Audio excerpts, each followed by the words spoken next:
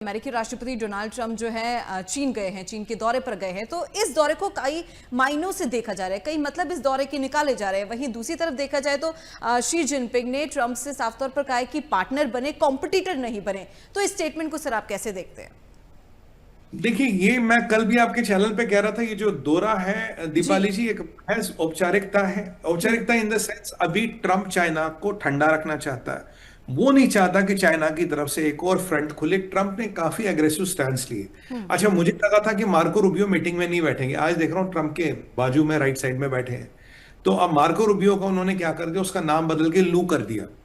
Marco Rubio नाम पे आपत्ति, तो उसका एक नाम लू कर दिया। कहता है ये लू नाम का व्यक्ति है। देखिए, ये तो वही वाली बात है, दीपाली को मैं दीपू बोलूं तो ना वो बात थोड़ी ना है। सुमित को आप सन बोल दो तो नाम थोड़ी ना बदलेगा। भाई सुमित तो ही रहेगा।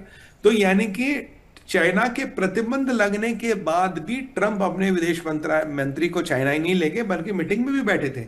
मुझे उम्मीद थी शायद मीटिंग में नहीं जाएंगे, बट मीटिंग में बैठे रहे, बातचीत करते रहे। देखिए, चाइना के लिए ऐसी चीजें ना, जब आप चाइना का कल्चर समझेंगे, वो उन्हें बिल्कुल पसंद नहीं है। मतलब ये उनके मुंह पर थप्पड़ लगाने जैसी बात है।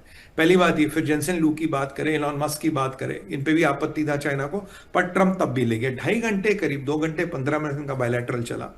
और बायलैटरल के बाद अगर आप देखिए, कोई ऐसी बात सामने ही नहीं है कि हाँ जी ये एग्रीमेंट हो गया, इस पे बात हो गई, ये हम कर रहे हैं। बहुत very good, very good, very good, जो अमेरिकन टिपिकल स्लैंग है, बहुत अच्छा, बहुत बढ़िया, उम्दा रहा। China is very beautiful, China is very good. अरे भैया, चाइना की सुंदरता का आपसे बखान थोड़ी ना पूछ रहे थे, ये तो कह रहे थे हुआ क्या।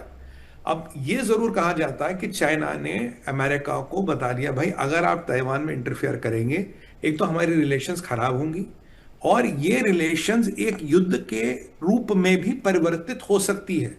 यानी कि सीधा सीधा चाइना ने अमेरिका को ताइवान को लेके धमकी दी है। क्यों? देखिए, जो शी जिनपिंग का एक पोजीशन था ताइवान को लेके, चाइना का था। पर ट्रंप ने जाने से पहले कह दिया, मैं शी जिनपिंग से बात करूंगा और बोलूंगा कि मैं ताइवान को हथियार बेचूंगा, और क्यों ना बेचूं।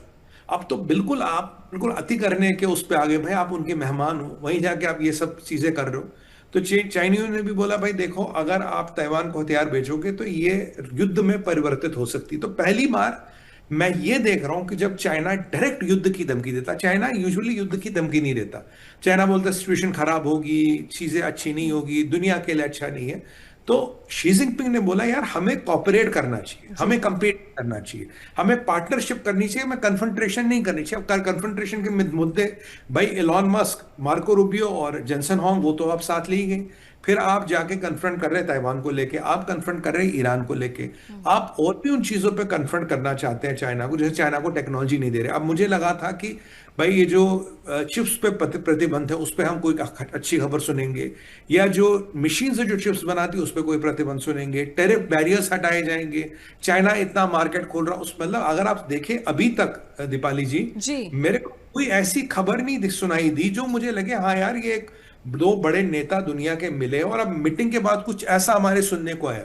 अगर आप मीडिया को ट्रैक करें, इवन चाइनीज मीडिया को भी, कोई खबर भी नहीं है, मतलब ना कि हाँ ऐसा हो सकता है, ऐसा होने की संभावना है। बिल्कुल मीटिंग हुई है, पर मेरा ये आकलन है अभी तक कोई भी सकारात्मक चीज मुझे होती नजर नहीं आई, क्योंकि मेरा असेसमेंट यही था, यहां ट्रंप शी को दबाने गया है। अब देखते कि शी कितना दबता, कि उन्होंने भी रेटोरिक बोला, और यहां देखिए जब शी जिनपिंग ने यह बोला, वहां ट्रंप का चमचा लिंडसी ग्रैहम क्या कहता है? कहता है कि अगर चाइना कॉपरेट करेगा तो ही विल बी रिवॉर्डेड, और अगर चाइना कन्फ्रंट करेगा ही विल बी पनिश्ड। तो मतलब आज चाइना ने युद्ध की धमकी दी, तो ट्रंप का माउथ पीस अमेरिका में बैठे बैठे कर रहा है, तो भैया तुम हमसे कॉपरेट कर लो तो हम तुम्हें इनाम देंगे, नहीं करोगे तो तुम्हें सजा देंगे। तो अब देखिए, ऐसे माहौल में जब आप एक दूसरे की जमीन पे बैठे ये बयानबाजी चल रही है दीपाली जी, तो आप ऐसे किसकी अपेक्षा कर सकते हैं? यूजुअली बयानबाजी मीटिंगों के बाद होती है, आप अपने घर पर पहुंचे, वहां जाके बयान दे दो। अभी तो ट्रंप जमीन पे है ना वहां पे चाइना की, और लिंडसी ग्रैहम के स्टेटमेंट आ रहे, और लिंडसी ग्रैहम बिना ट्रंप से पूछे एक स्टेटमेंट भी नहीं देता। मैं मार्को रूबियो की बात करूं, मार्को रूबियो के स्वर भी कुछ ऐसे ही थे चाइना को लेके। वैसे भी मार्को रूबियो को चाइना का हॉक माना जाता कि ये चाइना विरोधी विचारधारा रखता है, उसके स्वर ऐसे ही थे चाइना को लेके। उसे कहा भाई चाइना को कॉपरेट करना पड़ेगा, और स्ट्रेट हॉर्मोज अगर हम फंसे पड़े हैं, सबसे ज्यादा जहाज अगर किसी के फंसे पड़े तो चाइना के फंसे पड़े हैं, तो चाइना अपना इन्फ्लुएंस यूज करे, चाइना अपनी मिलिट्री यूज करे, चाइना कुछ तो करे स्ट्रेट ऑफ हॉर्मोज को खोलने के लिए। भाई स्ट्रेट ऑफ हॉर्मोज हमारी समस्या क्यों है और चाइना की समस्या क्यों नहीं है, मुझे कोई बताओ। और वो भी चाइना की जमीन पे थे जब इंटरव्यू आया।